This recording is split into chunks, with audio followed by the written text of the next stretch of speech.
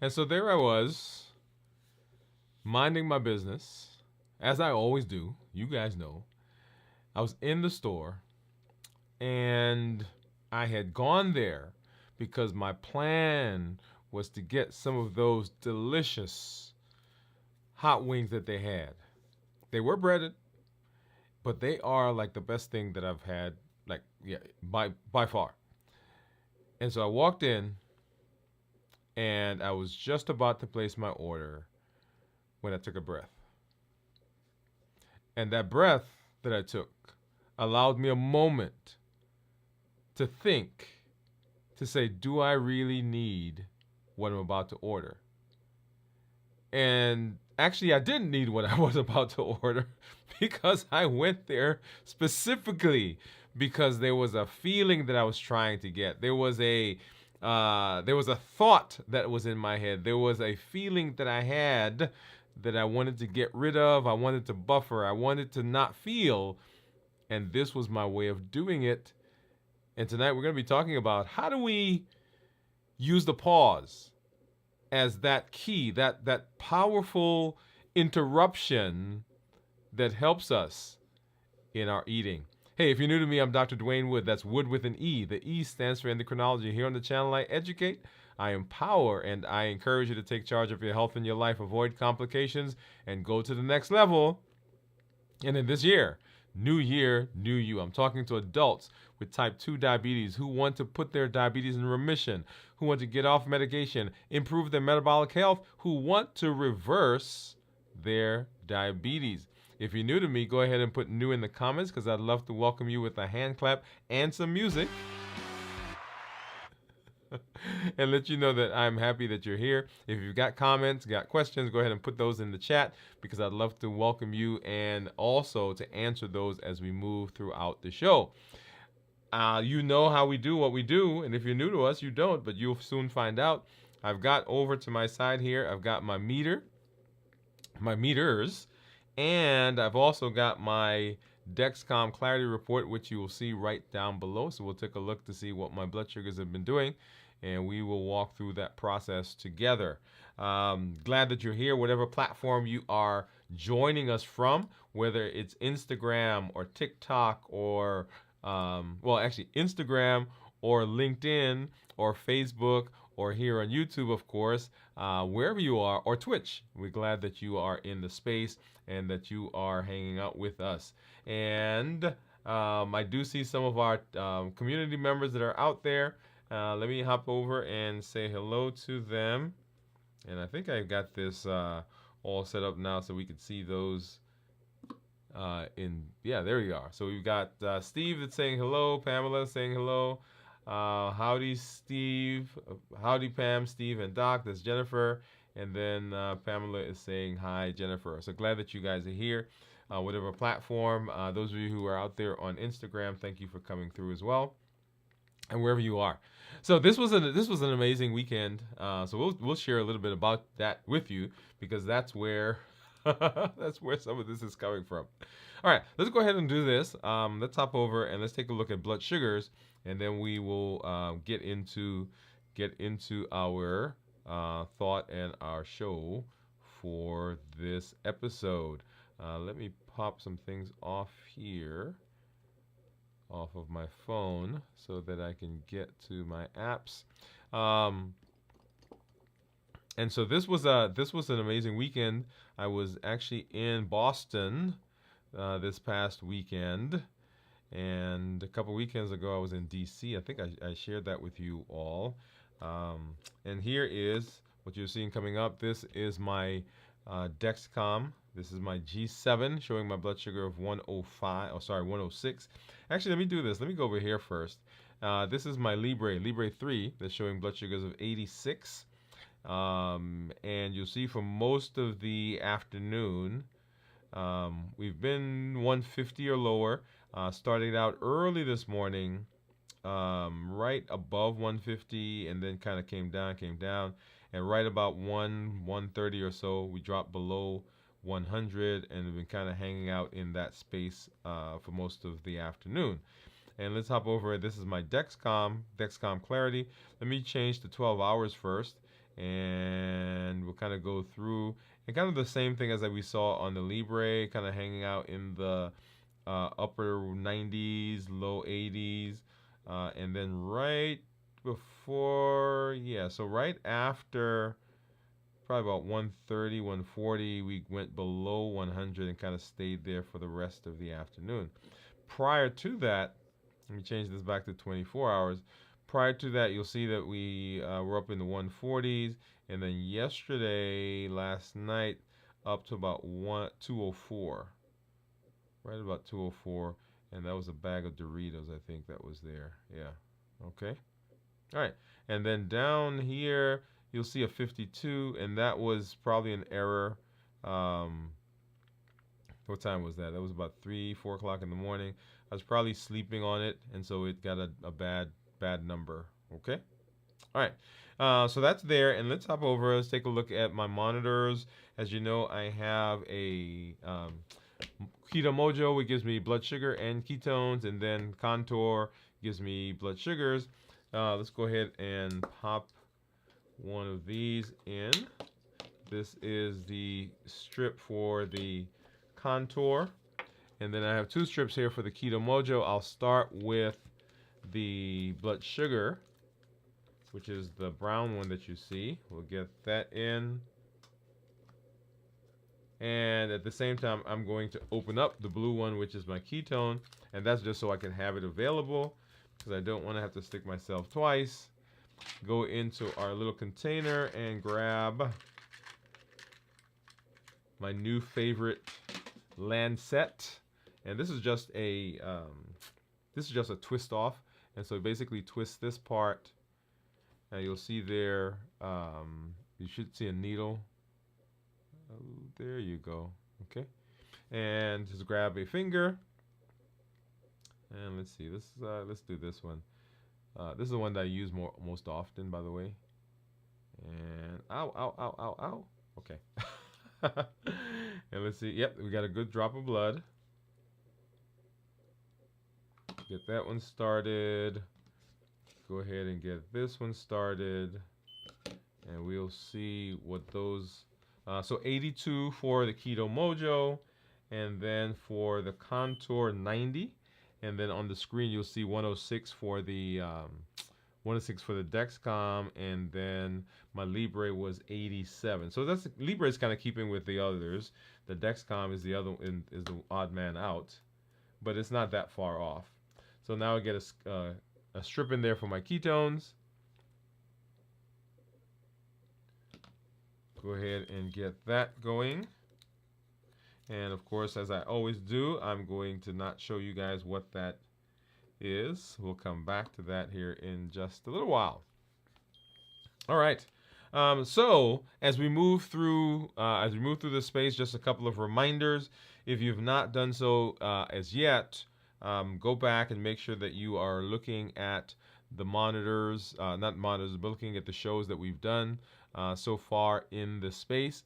We dealt with the COPE model, COPE, clarify, observe, pause, process, pick, and execute, right? We did that last week. And today we're spending some time doing a deeper dive on the pause, right? So and if you were here, you heard me say that the pause really is a component that underlies all the other components of the COPE model. So there is a specific pause, and we'll talk more about that, but within each of them, on the clarify, observe, of course, pause, and execute, there is a pause because the pause is very important. So make sure that you get back and watch those. Those are on the show and on the channel, and I have created a playlist. Let's see. I've created a playlist that's called How to Deal with Emotional Eating, because that's what that is. Let's see if I can pull that up for you here really quickly, because that is really what we're dealing with, right? We're dealing with eating, and as you heard, okay, here it is. As you heard me, there we go. So this is the How to Deal with Emotional Eating. How to Deal with Emotional Eating, and in our title for today, you heard or you saw that I put not emotional eating, but non-hunger eating. because there are some other things that happen that are not necessarily emotional. They just happen to be um, things that will push us in that direction again as well. And those are the things that are given by the heat model. So make sure you get there. So this playlist has all the components of the heat model and the components of the cope model, because that's what we're dealing with in that space. And then, of course, to our conversation for tonight. Our conversation for tonight. We're talking about that pause, Pause.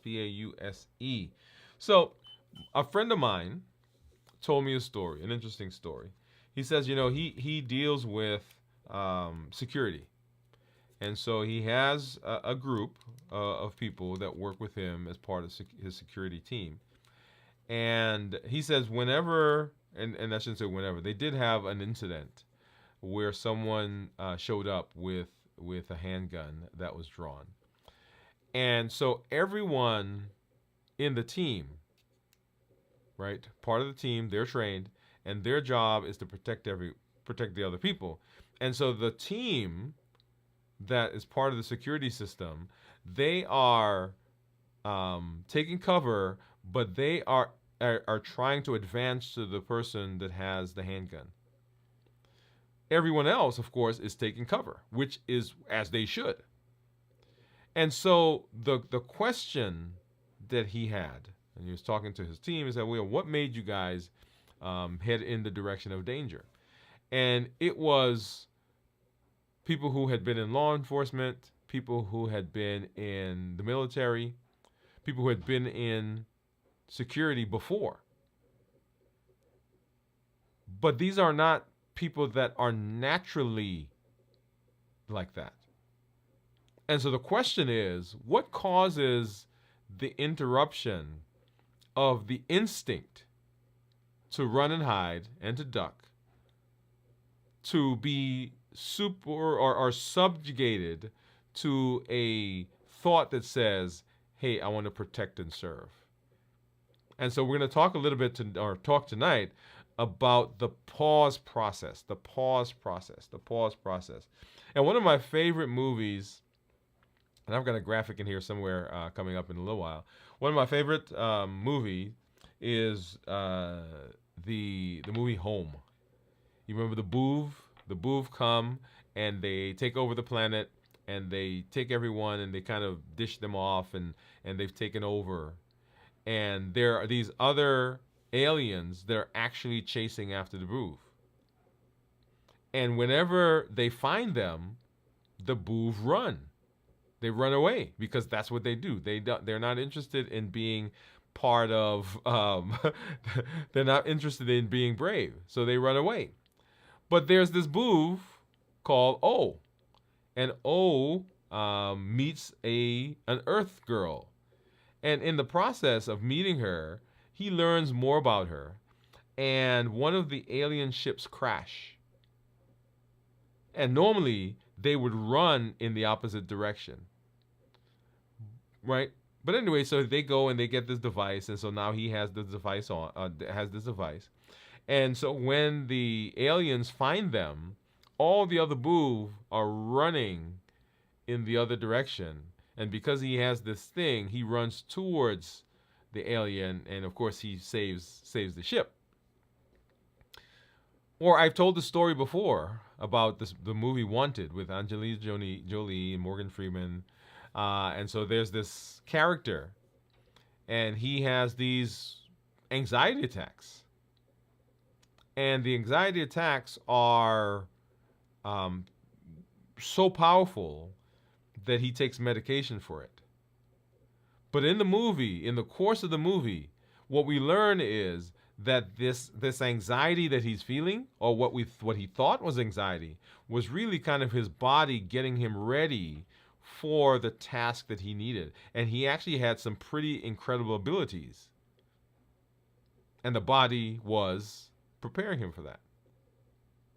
And so let's talk about pause. Let's talk about pausing. So the power of pause to interrupt non-hunger eating. And I suppose a big part of the conversation would have to be why are we interested in the pause? What is so important about the pause?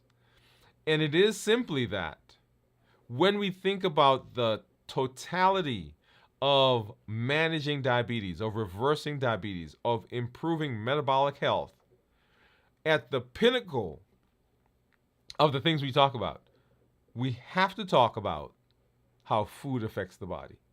We can't have a conversation in this space without talking about food. And food becomes an issue because it is the place where we find that we often will have trouble. And we have trouble with food because it is it gives us a dopamine hit. It gives us a dopamine burst. And it becomes, as someone said in the office today, it becomes a friend. It becomes our companion. It becomes the thing, the person that we go to, the place that we go to when we run into those situations where we can't go anywhere else. When you're at home by yourself and you can't pick up the phone or call someone, or you're depressed and you don't want to talk to someone, when you are angry and you are unable to control the anger to let it out and talk to anyone else and share that with anyone else, food is there, and it is a quiet companion that for that moment takes away the edge. It calms us down. It listens without judgment. It provides for us a space where we can vent, where we can be angry, where we can be frustrated and not have our reputations damaged. Food does that for us. And so in the space of food, where does it fit in our plan for reversing diabetes, and how do we go about managing, right? So the power of pause to interrupt non-hunger eating. And so why we eat when we're not hungry. And you guys, if you've been around, you know our HEAT model: habits, emotions, access, and taste. And this is just a different way of saying that. So emotional triggers. So whether it's stress or boredom or loneliness, right? Boredom, loneliness. Environmental cues. So availability. So that's access. Instant gratification. We're seeking comfort, right? That's the taste. That's the thing that it does for us, right? That's all given by the HEAT model. So we eat because of that. We eat when we're not hungry because of that. As I gave that scenario at the top of the show, I usually go a different way home. So I leave the office and I go down the road, get on the highway, and I head this way. Today, I deliberately, intentionally, in my brain, went the other direction to go to that store so that I can get those wings. Because I was just tasting them, y'all. It just, oh, yeah. Right? So why do we eat when we're not hungry? We eat because of the HEAT model. Yep, there it is. And so why the pause is your secret key is because the pause creates a moment of awareness. The pause allows for an interruption. It allows you to shift from an automatic reaction to a conscious choice. Otherwise, we get into that rut, and as soon as something happens, here comes the food. So the pause is that foundational process that allows us to interrupt the automaticity of the reaction or from the trigger that we have. So it gives the brain time to connect your intentions with your actions. One of the questions that I ask myself now, and this comes from my wife, she said, what will my future self say to my current self if I observe what I'm doing right now? Because my intentions are to manage blood sugar. My intentions are to improve my weight. My intentions are to improve my metabolism. My intentions are to lower my blood sugar, my cholesterol. My intention is to get my A1C down. But the action that I'm doing right now does not follow what my intention is. Because if I keep this action up, then that's not what I'm getting. This current behavior does not get me what I want in the future. So the pause allows the brain to connect my actions and my intention. It says, okay, these two things are aligned. What I'm doing now is consistent with what I say I want. Pausing is the step that allows us to go beyond coping, right? Beyond coping, to actually transforming how we interact with our emotions and how we interact with food. It is the pause that gives us the ability. Because if it weren't for the pause, we could not enact any of the other cope procedures. If it weren't for the pause, we could not even think about becoming emotionally intelligent or mindful in that moment. It is the pause that gives us the power to do that. And so within each component of the cope model, clarify, observe, pause, of course, and execute, there is a pause that allows us to connect what we want in the future with what we're doing right now, our intention and our actions. So what's the science behind the pause? The science behind the pause. As you know, the amygdala is that part of the brain, the basal part of the brain, that's responsible for fight or flight. It says that, hey, I see danger and I'm moving. I see danger and I've got to get out of here. I see a tiger, I've got to run. I am being frustrated, I'm angry, and I've got to eat to soothe. I want to get out of that feeling, that pain, emotional pain that I'm feeling right now. So the amygdala is the part that does that. But the prefrontal cortex is responsible for decision making and for self-control. It is the thought part of the brain. And pausing allows the thought, the prefrontal cortex, to connect with the amygdala, allowing for thoughtful action. Otherwise, it's an automatic process. You get angry and you eat. You get frustrated and you eat. I get tired, I get bored, and I cook so that I could eat. Right? So it's automatic. But the pausing, being able to pause, being able to interrupt it, gives us the space between the two so that we can make a decision. Okay, now what am I going to do? So pausing activates the parasympathetic nervous system, or our rest and digest mode. This is that part of the body, part of the system, the nervous system that calms, reduces our cortisol level. It calms us. It gets rid of, or it helps to modulate the fight or flight process. That's what pause does. So why is pausing essential in the cope model? As I said before, each step within the cope model is not complete without a pause. It's not a single step. It is the foundation under which each component of cope works. It is the functional part of the cope model. It is the part of the cope model that allows the cope model to work. The power of intention.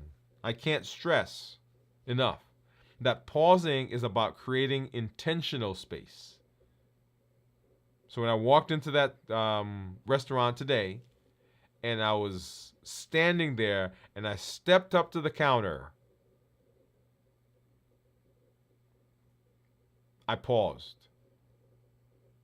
Well, I've been trying to pause the whole time I was on my way, but I paused. But I made it all the way there, and I'm now standing there, getting ready to give my order, and the pause.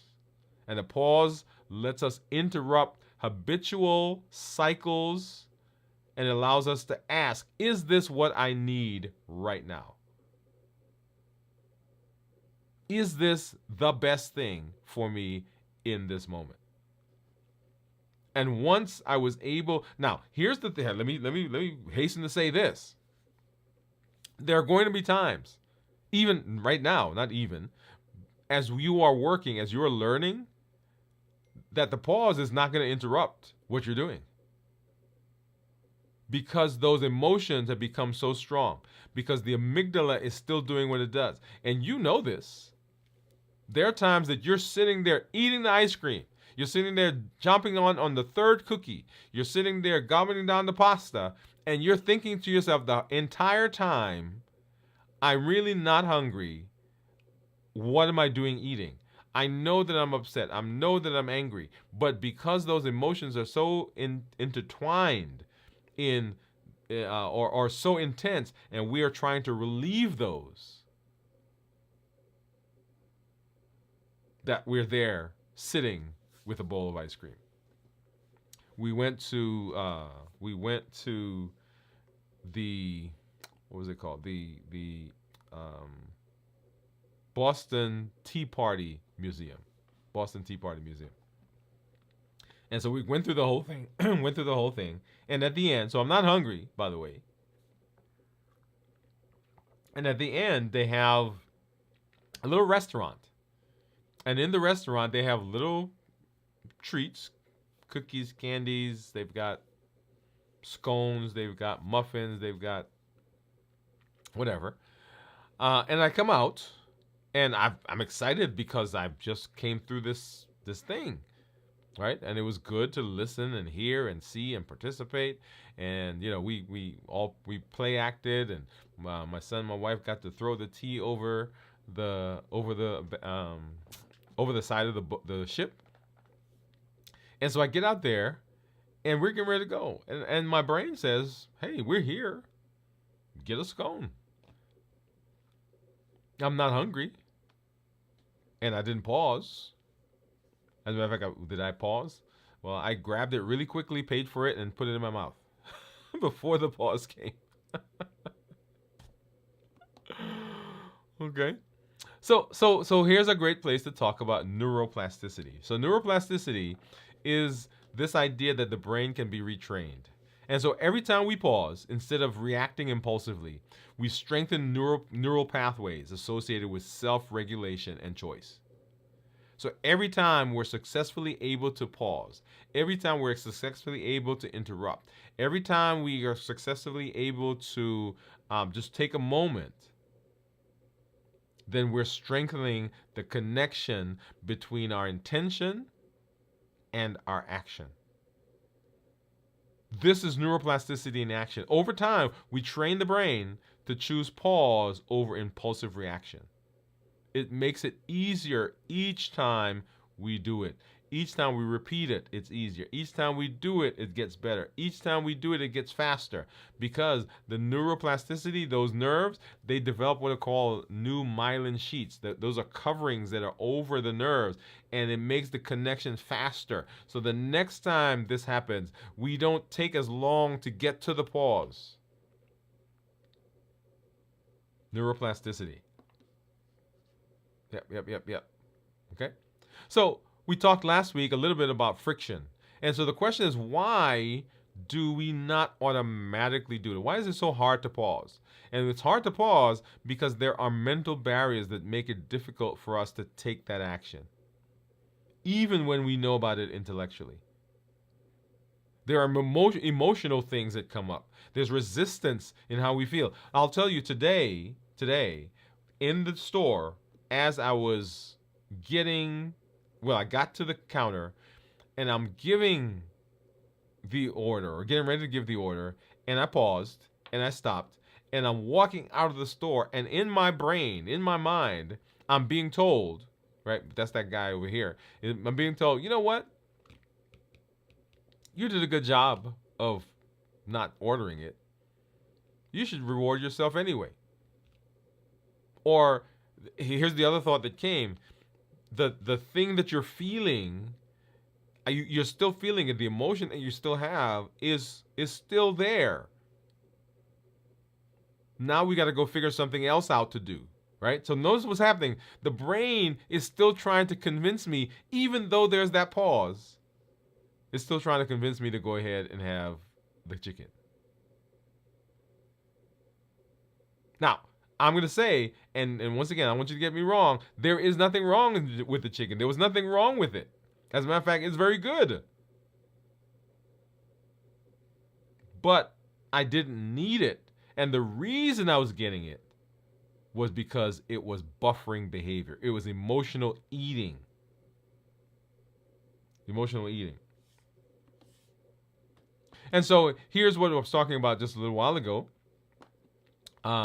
The movies, right? So conditioning and cognitive override. Conditioning and cognitive override. So how do we get to the point where we override the amygdala and the prefrontal cortex kicks in? How do we get to the point where that becomes the thing that we do? And that is with conditioning and cognitive override. Conditioning and cognitive override. Conditioning says that if we do it over and over and over and over, if we practice it, then it becomes a part of what we do. Cognitive override says that in the process of the conditioning, what we're doing is we're allowing the cognition, the prefrontal cortex, to take over, to do what we want it to do, to direct our behavior so that our actions align with our intentions. Conditioning and cognitive override. And so in order for this to work, we've got to build the pause muscles, and we build it with practice. We build it with practice. Now, here's an interesting conversation. I've talked to people before, and people say to me some interesting things. They say, well, this feels artificial. This feels not real. This feels like I am restricting myself. I hear that conversation. And so today I actually was talking to someone in the office, and I asked, and I'll ask you this. What's your favorite room in your house? Favorite room in your apartment? What's your favorite outfit? Yeah. And I want you to think about that. Maybe it's your den. Maybe it's your man cave. Maybe it's the family room. And you've set it up just so. One of my favorite rooms actually is this room, right? So I've got all my stuff in here. I've got my monitors. I've got my cameras. I've got my lights. I've even got some clothes over there, so that if I'm on camera and I need to make a change, I can grab something, put it on, right? Sometimes I do back-to-back events, and so I don't want to run over there, right? So this space, not totally the way I want it, but it's pretty comfortable. So I've created this space for myself. And now I could reach over and I can grab things wherever they are because I have created the space for myself. In my car, I have things a certain place. And it sometimes amazes me that we create these spaces that are us. We have an outfit that people know, this is how I dress. This is what he looks like. This is what I like. But we don't create spaces for success when it comes to eating. We don't create behaviors that allow us to be successful. And so in order for us to make this an automatic process, in order for us to make this more doable, we have to practice. We have to build those pause muscles. And it happens with practice. And so how do we do it? Well, you've got to practice it. You practice pausing in low stake moments to build to when you need it during the difficult times. You can't wait until it's happening for you to use it. You got to be practicing it before. That's why people practice, teams practice, basketball, baseball, football, whatever it is. People who ride horses, they practice. People who give public speeches, they practice. People who are playing piano or any instrument, they practice because they get better with practice. So we build the muscles by practicing. And we're going to talk a little bit about some of that. So one of the things that we can do is we can set daily intentional pauses throughout the day because we want to pause. And so how do we pause? How do we learn how to pause? We practice pausing. We put some pauses throughout the day when it's not high stress so that we can practice it. And we're treating the pauses as a skill, not a rule. It's not a you have to pause to be able to do that. No, it's a skill that I'm developing. When I first started speaking, it was not natural. I had to practice it. When I became a physician, it was not natural. I had to practice it. When I did my residency in pediatrics and internal medicine, it was not natural. I had to practice it. When I became an endocrinologist, they didn't just say, hey, go and do it. No, I had to go to fellowship training to practice it. So if we're going to be successful, we have to practice. We treat it as a skill. It is a skill that I could develop. Just like I can learn to play the piano, just like I can learn to play the bass, just like I can learn to shoot a basketball, just like I can learn how to save money or invest money. It is a skill that I can practice and get better at. We got to build that muscle. And so let's go through it. So when we talk about pausing, let's talk a little first about the intentional pause. So intentional pause, and let me go back, and this is how it works. You're going to get your phone, and you're going to set 3 alarms through the day. 1, 2, 3. And the alarm simply is going to say pause. 1, 2, 3. You got it? Pause. And when the pause happens, when the alarm goes off, you're going to take a breath. You're going to assess your physical and emotional state. We'll give you some questions here in a minute. But there are times when you're going to be in a meeting. You're going to be busy. You're not going to hear it. Your phone's going to be somewhere else. There are going to be times when you're going to hear it and you won't respond. All of that will happen. That is a part of the process. But you're going to set those alarms. And let's see.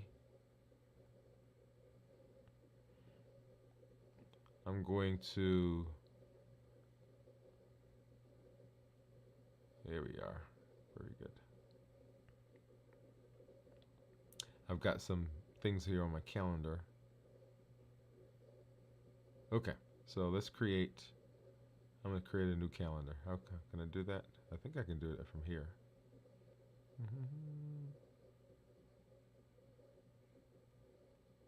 Okay, I'll just do it. Okay, let's see. Let's show my phone. I think that'll work.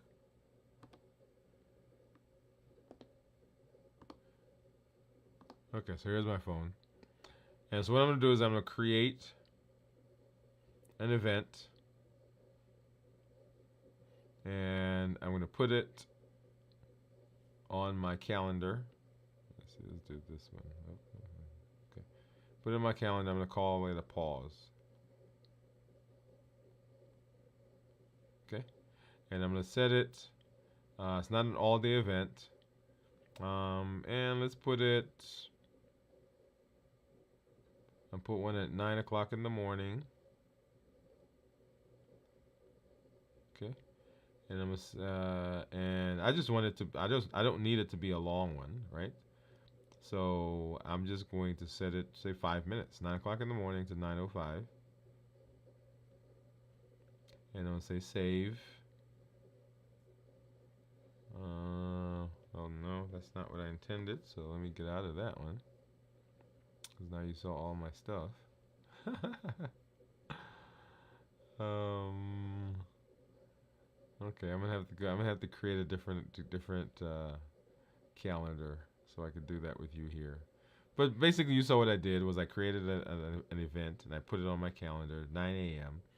And what I was going to do with that is I was going to have it repeat every day at 9 a.m. And then, of course, I set one at 9 a.m., 12 noon, and then 3 o'clock in the afternoon. So when the alarm goes off, right, it prompts me. And so here's what we're going to do when the alarm goes off.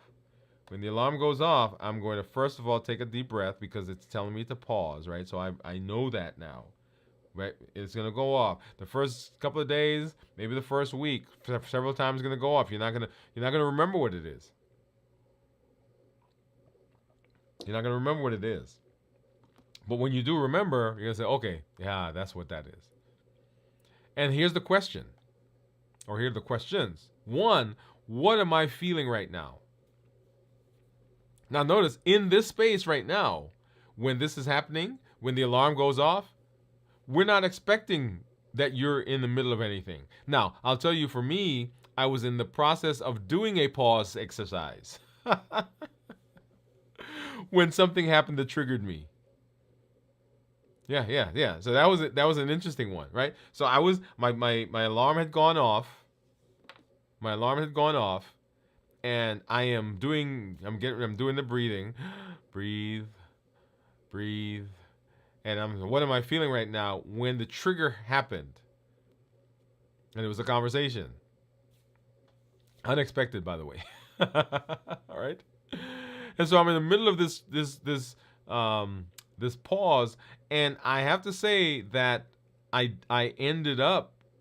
It turned out well. Actually, I was surprised at how it went. I was surprised at how well it went.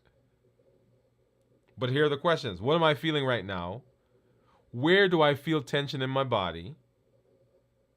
And what am I thinking about? So remember, this is during non-stressful, this is practicing, and you may be in the middle of a stressful thing when it goes off. That's okay. So it's not intended to just be, because when it goes off, it goes off. Wherever you are is where you are. Okay? So what am I feeling? What am I doing? How am I, right? So you kind of go through that process. So we're doing intentional pauses. And then we check in with our hunger and our emotions, right? So use that pause when that happens to specifically think about food.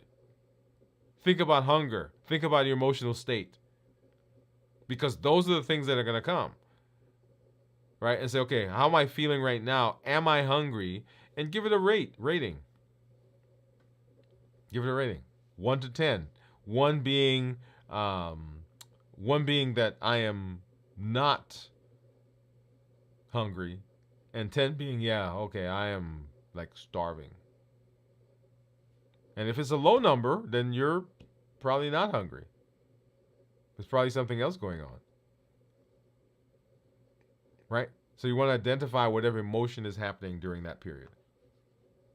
All right. So if you are out there, if you've been able to, in the middle of a stressful event in the past, right, pause and go in a different direction, I want you to put yes in the chat. Okay, put yes in the chat.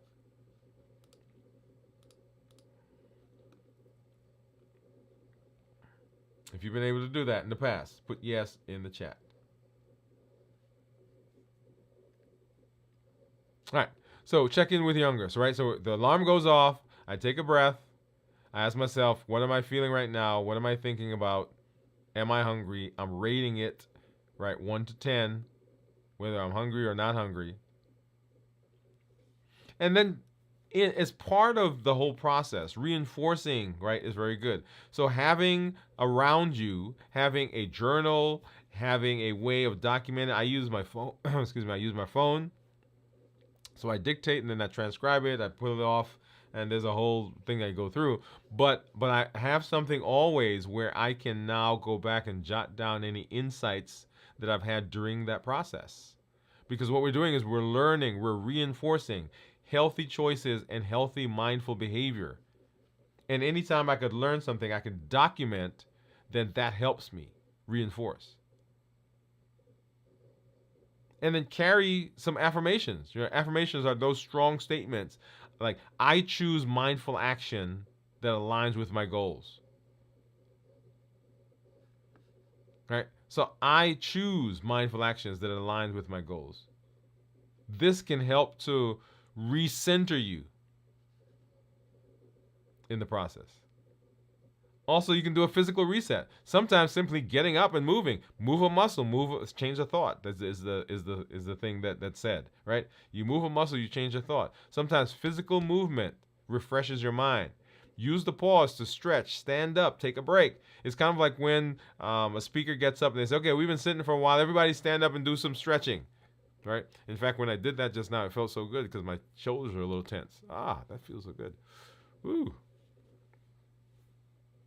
Right? So this can help to release tension and bring clarity to your next action.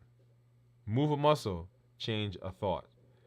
And then reflect and adjust. At the end of the day, right, you have these pauses that you've gone through. You've done 3 of them. You go through the pauses. You've done your thing. You go, okay, what am I feeling? What am I doing? Now, the more you do it, every time you do it, when something happens, the pause becomes a more natural process for you.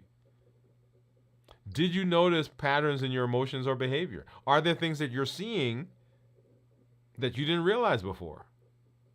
And then use that emotion to adjust your environment or your mindset to support the goals that you have, right? Support the goals you have. And let's hop over, and I think I see so answers to some of the questions that we're asking.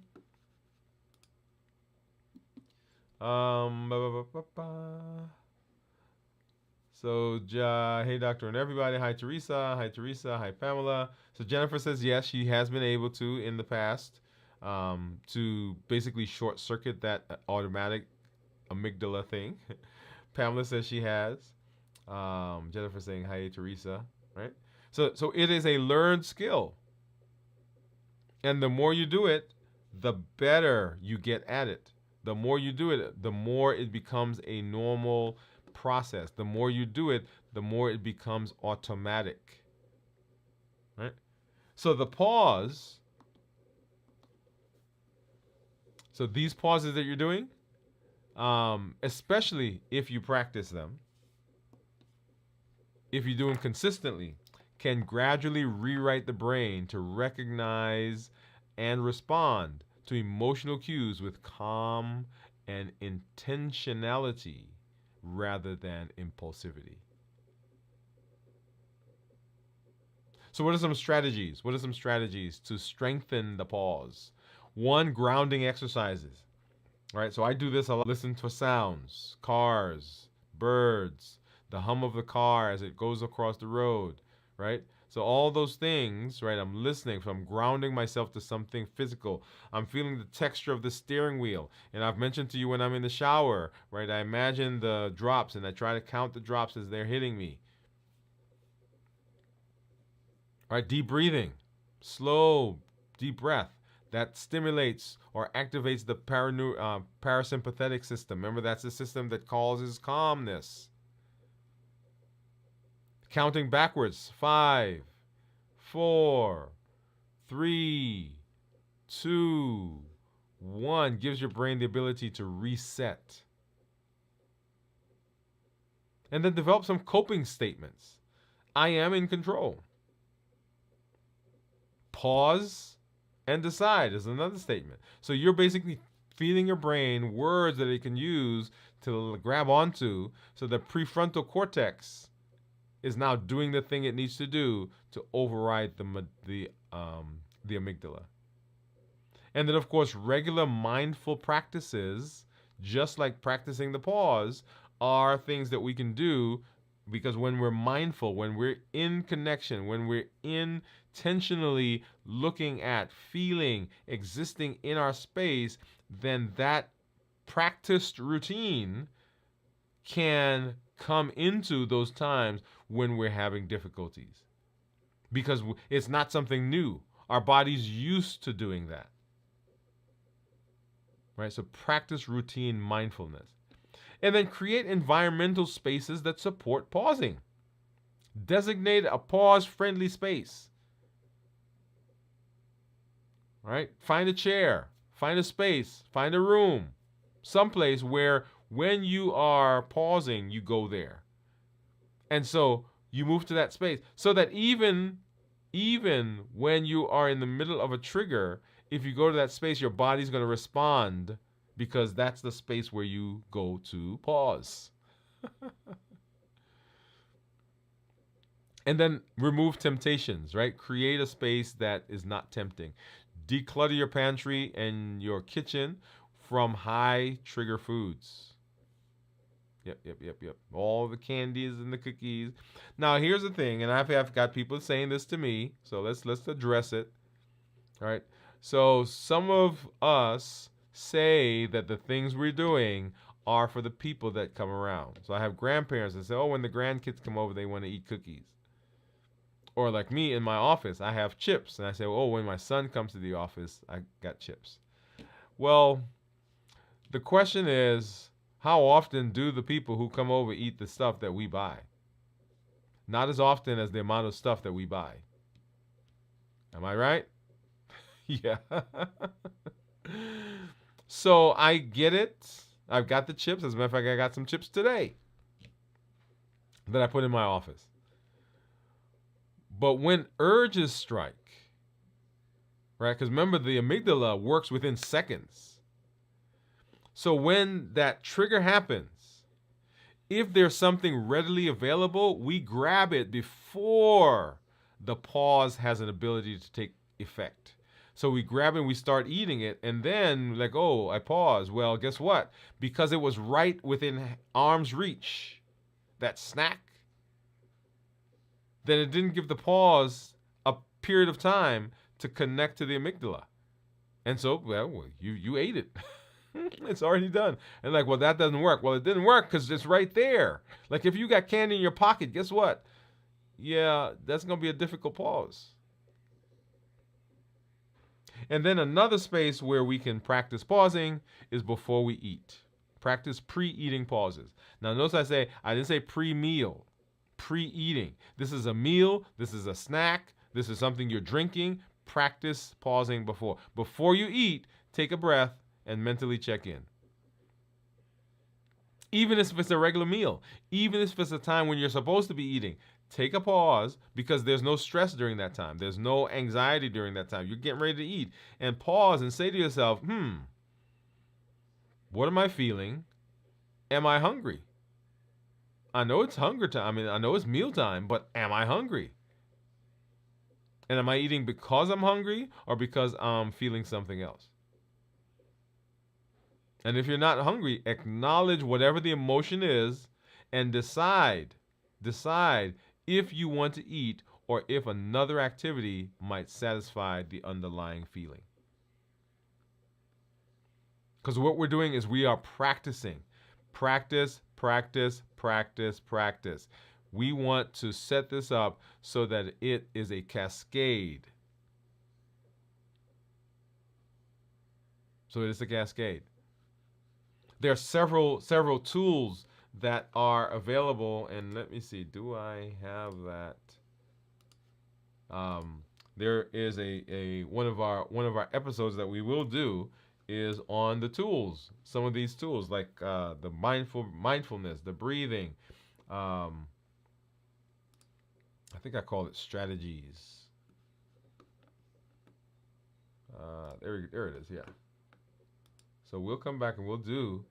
But I just want to show this to you. Let's see which one of these.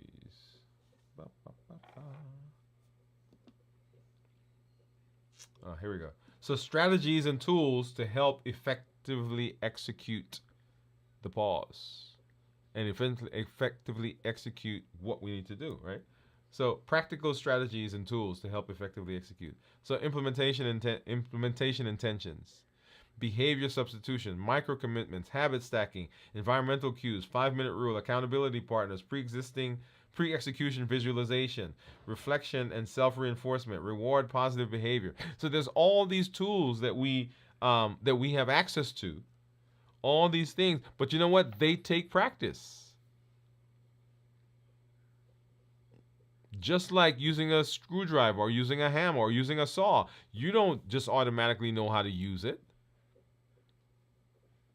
It takes practice. Have you ever seen some people use like I'm not talking about just like a regular saw, right? It's like, that's not how you hold that. It takes practice. And so in the space of managing our food, which is a huge component, right? A huge component of what we do, huge component of our management of our diabetes, we've got to be able to be mindful, and it takes a pause to kind of get us in that space so that we can be intentional about what we do. Right, so you hear me start talking about balanced bites. Balanced bites. And I guess that's another one I could share with you. Where is it? So balanced bites. Fuel your body with balanced bites. Every bite counts.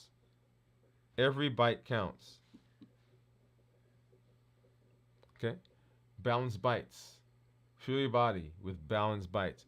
This is a direct outgrowth of our New Year, New You. So as you are hearing the things that we're talking about, you will see that we are being intentional about providing tools, right, that we can use, right? The HEAT model, the COPE model, this idea of balanced bites, right? We'll kind of expound on that, so you'll see what that is. And you've heard it before, but we're going to go more in depth with it, because that is where we often find ourselves in difficulty. All of the medications that we're using, the SGLT2s, the GLP-1s, you know what they do? They suppress appetite. That's their job. Now, there's some other things that they're talking about in terms of heart protection and so forth, but their function is to suppress appetite. That's what they do. And they help us navigate this space. And they help us navigate the food space. They're not helping us navigate your fatigue, or helping us navigate your frustration, or help navigate the boredom. That's not what they do. They're helping you suppress appetite. And if we have a mechanism where we can begin helping them, or for those of you who can't get a GLP-1, or you're having side effects from a GLP-1, or your insurance doesn't cover a GLP-1, guess what? You still need to be able to manage food.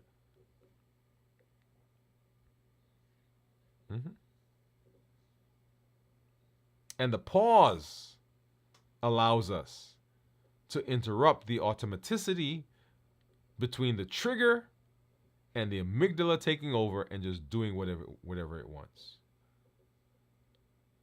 Love it, love it, love it, love it. All right. So let's go ahead and let's take a look and see what my ketones were. Let me see. Let me get out of this thing here. What do you think my ketones are? Can anybody put a guess? All right. Ketones, ketones, ketones. And let me hop over and grab my Keto Mojo app. We'll get, let's grab this one. Turn that on, and then go ahead and do a sync.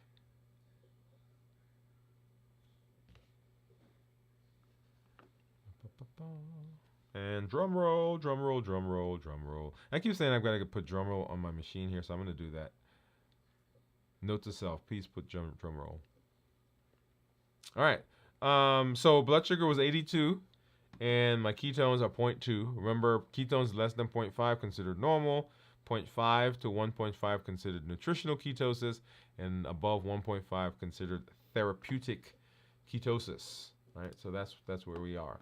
And let me do this really quickly because I said that we were adding back our thought of the day. Let's go ahead and do that right now. And then we'll move on. So here's our thought of the day coming right up.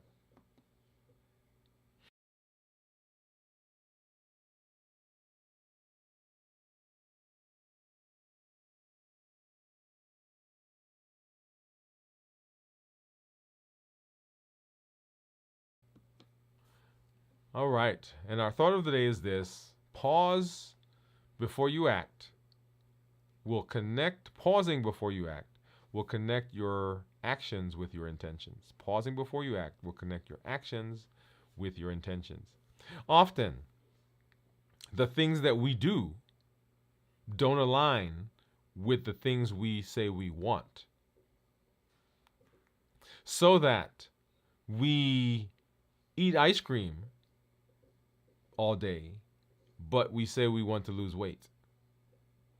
We stay up all night watching a movie or binging on a series, but we say we want to get better rest. We want to create a better relationship with our families, but we pack our schedule with things that don't support that. So our intentions, what we wanted to have, don't align with our behavior and our actions. And so when we pause in this space, for example, when we pause, it allows us to have our thought process of the brain, the prefrontal cortex, to come over the amygdala, which is that basal part of the brain that's responsible for our survival. It allows it to regulate it and convince us that there are things that we're doing that don't align well with our intentions. And so we now can change our behavior. We can change our actions so that they are closely aligned with each other. And when we are able to do that, when our actions align with our behavior, then we set ourselves up for success. We move in the direction of getting what we want and the direction of setting ourselves up to be healthy, to be whole, to reverse our diabetes, for those of you who are doing that, for improving our metabolic health, for lowering our blood pressure and improving our weight. All those things, all those behaviors, all those eventualities are a direct result of behavior. And so learning to pause, learning to interrupt, learning to put a circuit breaker, if you will, between the trigger and the things that we grab automatically will help us to better align our intentions and our actions so that they are consistent, and so we get the benefit of what we say we want, because that is what we're doing and our actions are supporting that. And that is our thought for today.